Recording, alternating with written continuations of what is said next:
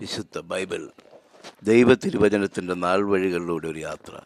രക്ഷാമാർഗം. ഉൽപ്പത്തി പുസ്തകം 2-ാം അധ്യായം 18 മുതൽ 25 വരെയുള്ള തിരുവചനങ്ങൾ. ദൈവമായ കർത്താവ് അരുളി ചെയ്തു, മനുഷ്യൻ ഏകനായിരിക്കുന്നത് നന്നല്ല, അവന് ചേർന്ന ഇണയെ ഞാൻ നൽകും. ദൈവമായ കർത്താവ് ഭൂമിയിലെ സകല മൃഗങ്ങളെയും ആകാശത്തിലെ സകല പക്ഷികളെയും മണ്ണിൽ നിന്ന് രൂപപ്പെടുത്തി. അവയ്ക്ക് മനുഷ്യൻ എന്ത് പേരിടണമെന്നറിയാൻ അവിടുന്ന് അവയെ അവൻ്റെ മുമ്പിൽ കൊണ്ടുവന്നു. മനുഷ്യൻ വിളിച്ചത് അവയ്ക്ക് പേരായി തീർന്നു. എല്ലാ കന്നുകാലികൾക്കും ആകാശത്തിലെ പറവുകൾക്കും വയലിലെ മൃഗങ്ങൾക്കും അവൻ പേരിട്ടു.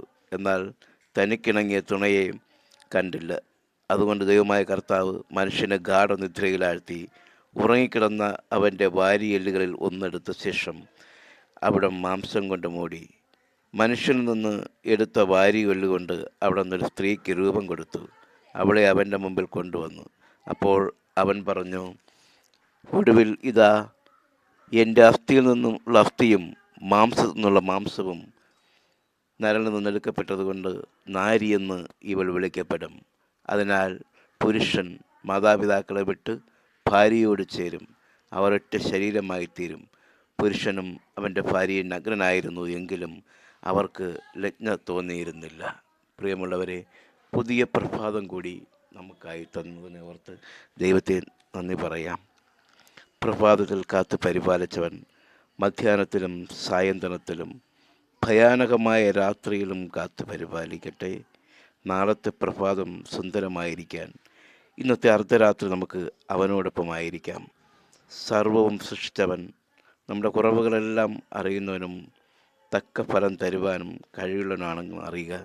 അവനായിരിക്കട്ടെ നമ്മുടെ സർവ്വ ആശ്രയവും.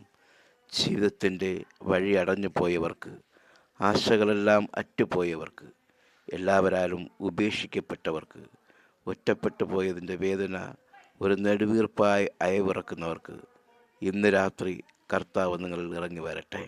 നാളത്തെ പ്രഭാതം പ്രത്യാശ നിറഞ്ഞതും പുതിയ ചിന്തകൾ രൂപപ്പെടുന്നതും പുതിയ ലക്ഷ്യങ്ങൾക്ക് ചിറക് വിരിയുന്നതുമാകട്ടെ. ലക്ഷ്യവും മാർഗവും അവനിലൂടെ മാത്രമാണ്. കമൻറ്റുകളിൽ പ്രാർത്ഥന ആവശ്യങ്ങൾ രേഖപ്പെടുത്തുക. നിങ്ങൾക്കും അനേകർക്കും വേണ്ടി